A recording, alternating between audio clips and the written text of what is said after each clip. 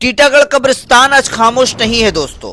टूटी दीवारें, अंधेरे, जानवरों के कदमों के निशान और मिट्टी के नीचे दबती हुई इज्जत पूछ रही है। जब वेस्ट बंगाल में 4 लाख करोड़ का बजट है तो टीटागढ़ के कब्रिस्तान डेवलपमेंट से बाहर क्यों? पिछले दिनों वेस्ट बंगाल का रिकॉर्ड बजट पेश हुआ।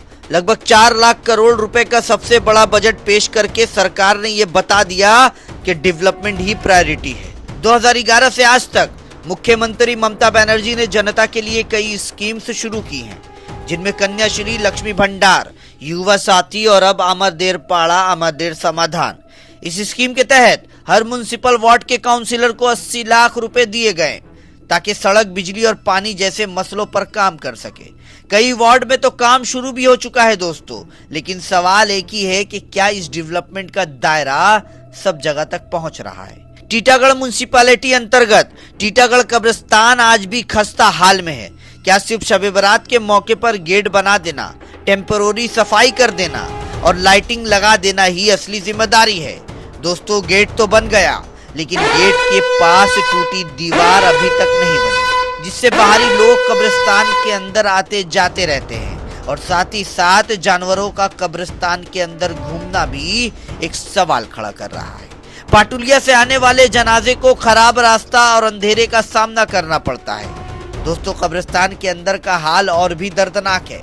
कब्रिस्तान के पिछले हिस्सों में जंगली झाड़ियां, जानवरों का डेरा और नीचे धसी हुई कब्रें ये पूछ रही हैं कि क्या एडमिनिस्ट्रेशन भी मुर्दा हो गया है। बरसात के मौसम में पानी का भर जाना, जिससे जनाजे को दफनाने में कई मुश्किलों का सामना करना पड़ता है। लाइटनिंग सिर्फ मेन गेट और जनाजे की जगह तक ही सीमित है, बाकी पूरा कब्रिस्तान अंधेरे में डूबा रहता है। अब सवाल यह है कि जिम्मेदार कौन है?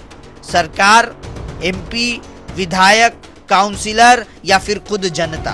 दोस्तों, लोगों का मानना है कि मुस्लिम सियासी लीडर्स, इमाम और स्थानीय प्रतिनिधि कब्रिस्तान जैसे बुनियादी मुद्दे ऊपर तक पहुंचाने से कतराते हैं कि कहीं उनकी कुर्सी ना चली जाए, कहीं उनका पोस्ट उनसे ना छिन जाए। जानकारी के लिए बता दें आपको कि टीटागढ़ कब्रिस्तान सिर्फ एक कम्युनिटी का नहीं है, यानी सिर्फ मुसलमानों को नहीं दफनाया जाता है। यहाँ मुस्लिम, हिंदू और क्रिश्चियन सभी धर्मों के लोगों को दफनाया जाता है। फिर क्यों अमर देर पाड़ा अमर देर समाधान जैसे स्कीम का कोई फायदा यहाँ तक नहीं पहुंच रहा है? इलेक्शन करीब है, शायद अब टीटागढ़ के कब्रिस्तान की खामोश चीख हुक्मरानों तक पहुंचे। सवाल सरकार से भी है और समाज के जिम्मेदार लोगों से भी। टीटागढ़ का कब्रिस्तान अब भी पूछ रहा है, अभी नहीं बोले तो कब बोलोगे?